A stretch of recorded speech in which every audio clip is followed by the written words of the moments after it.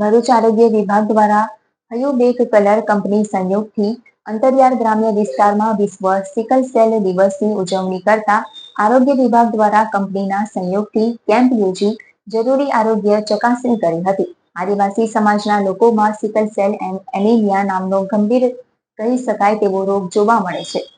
ગુજરાતના ખાસ કરીને પૂર્વીય વિસ્તારમાં એટલે કે આદિવાસી સમાજના લોકોમાં સિકલ સેલ એનિમિયા નામનો ગંભીર કહી શકાય તેવો રોગ જોવા મળે છે, જેમાં દર્દીઓના લોહીનો આકાર ગોળાકારને બદલે દાંતરડા જેવો થઈ જાય છે, જેના કારણે દર્દીઓને અચાનક અસહ્ય પીડા ઉપડે છે અને લાંબી માંદગી બાદ તેનું મૃત્યુ પણ નીપજે છે. જોકે ગંભીર બાબત તો એ છે કે આ રોગ પેઢી દર પેઢી પસરે છે, જેથી આ રોગને કાબૂમાં લાવવા જનજાગૃતિ ખૂબ જ આવશ્યક થઈ પડી છે. આ અંગે લોકોમાં જાગૃતિ લાવવા માટે અમે ભરૂચમાં રહેતા ડૉક્ટર ડેક્સ્ટર ડી પટેલ સાથે વાતચીત કરી હતી. પોતાની ડૉક્ટર બહેનને પણ તેમને સિકલ સેલ રોગના કારણે ગુમાવવી પડી હતી. તેના કારણે તેમનું આખું જીવન લોકસેવા માટે સમર્પિત કરવાનો નિર્ણય લઈને સિકલ સેલને અટકાવવા માટે સિકલ સેલ અવેરનેસ ફાઉન્ડેશનની સ્થાપના કરી છેલ્લા 15 વર્ષ ઉપરાંતથી લોકસેવા કરી રહ્યા છે. તેઓ ભરૂચ અને નર્મદા જિલ્લાના લોકોમાં જાગૃતિ લાવવા તેમને દવાઓ, લોહી ટેસ્ટ, મેડિકલ કેમ્પ સુધીની સારવાર નિઃશુલ્ક કરી રહ્યા છે.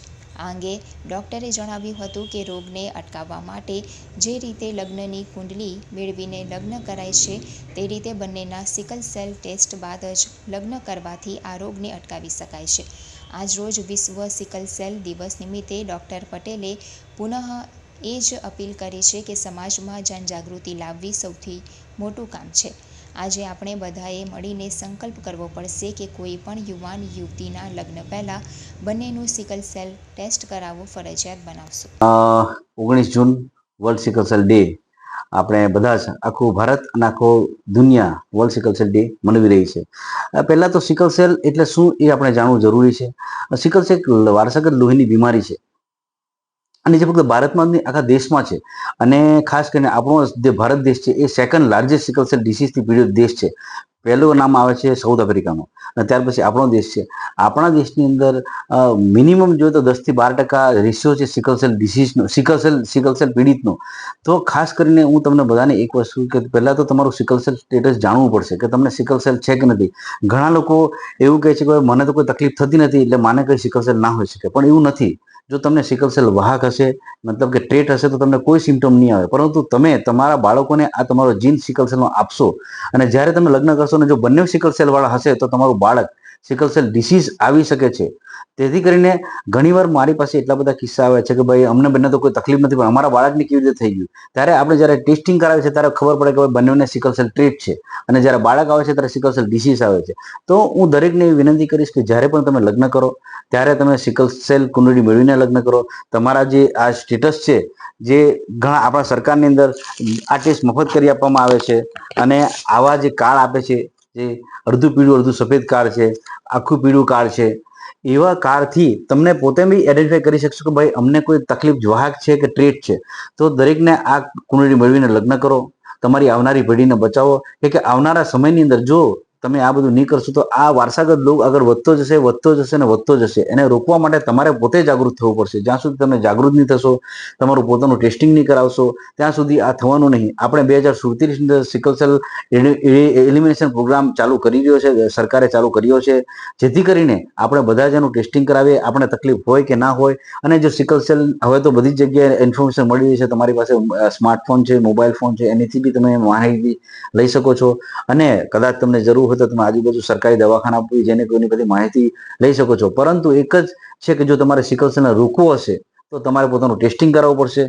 ટેસ્ટિંગ કર્યા પછી જો તમને ખબર પડશે કે મને ટ્રેટ છે કે ડિસીઝ છે તો પછી તમારે આગળ દવા લેવી કે ના લેવી એની માટે ડૉક્ટર સાહેબ પાસે જવું પડશે. અને ખાસ લગ્ન કરતી વખતે તમારે સિકલ સેલ કુંડળી મેળવીને જ લગ્ન કરવા તો જ તમે તમારી આવનારી ભાવિ પેઢીને આ રોગથી બચાવી શકીશો. નહીં તો આવનારો સમય બહુ સંઘર્ષ ભરેલો હશે. આની અંદર શું લક્ષણો હોય શકે સિકલ સેલ? પહેલી વાત તો જે લોકોને સિકલ સેલ ટ્રીટ હોય એ સિમ્ટોમેટિક હોય, એટલે કે મતલબ એને કોઈ તકલીફ ના પડે, ફક્ત એ એમના બાળકોને આ જીન આપી શકે. અને સિકલ સેલ ડિસીઝ હોય કે આખું પીળું કાર્ડ હોય તો એ લોકોને વારે વારે બીમાર પડે, શરીરમાં લોહી ઓછું થઈ જાય, ભયંકર દુખાવો થાય, જોઈન્ટ પેન વધારે થાય, એને શ્વાસ લેવામાં તકલીફ પડે, છાતીમાં દુખે, જેટલા જોઈન્ટે સૂજો આવી જાય. તો આ બધા સિકલ સેલ ડિસીઝના લક્ષણો છે કે જ્યારે લોહીનું વહન ઓછું થઈ જાય કે ત્યારે ઓક્સિજન કેરિંગ કેપેસિટી ઓછી થઈ જાય છે કે આ રક્તકણની બીમારી છે ને રક્તકણનું મેઇન કામ છે ઓક્સિજનને આપણે લઈ જવા માટેનું, બરાબર. જ્યારે બી એ સિકલ સેલ બની જાય, મતલબ દાખલા આગળ બની જાય, તો પછી એનું જે સર્ક્યુલેશન છે તે અટકી જાય છે અને એમાંથી ઓક્સિજનની જે કેરિંગ કેપેસિટી ઓછી થવાથી ભયંકર પેઇન થાય છે. તો પેઇન થવાનું મેઇન કારણ આ છે કે ભાઈ એને ઓક્સિજન મળતો નથી. સર, આ બીમારીથી બચવા માટે કઈ રીતના ઉપાય, કઈ ઇલાજો, કઈ દવાઓને એમને કરવું? પહેલી વાત તો પહેલા તો તમારે પોતાનો સિકલ સેલ ટેસ્ટ કરાવવો પડશે. જો એમાં સિકલ સેલ ટ્રીટ હશે તો કોઈ કરવાની જરૂર નથી, પણ જો ડિસીઝ હશે તો તમારે તમારા સરકારી દવાખાને અથવા ફિઝિશિયન પાસે જઈ અને તમારે જે મેડિસિન સરકાર જે યુનિવર્સલ મેડિસિન છે, હાઇડ્રોક્સિયુરિયા છે, ફોલિક એસિડ છે, પાણી વધારે પીવું, આ બધું તમારે કાયમ ડેલી લેવું પડશે. અને તમારે એવું નથી કે ભાઈ મને જ્યારે ઘણા લોકો અમારી પાસે આવે છે ત્યારે એવું થાય છે કે ભાઈ સારા થઈ ગયા પછી દવા લેવાનું બંધ કરી દે છે, પછી જ્યારે પાછી બીમાર પડે પાછા દવા લેવાનું 2-3 મહિના લે. આપણે એઝ હ્યુમન મેન્ટાલિટી એવી છે કે ભાઈ બીમાર પડે ત્યારે લેવાનો, પછી છોડી દેવાનો. પણ આ વસ્તુ એવી છે કે તમારે આજીવન જ્યાં સુધી આ પૃથ્વી પર જીવો છો ત્યાં સુધી તમારે આ દવા અને કાળજી લેવી પડશે. પાણી વ્યવસ્થિત પીવું પડશે, જેમાં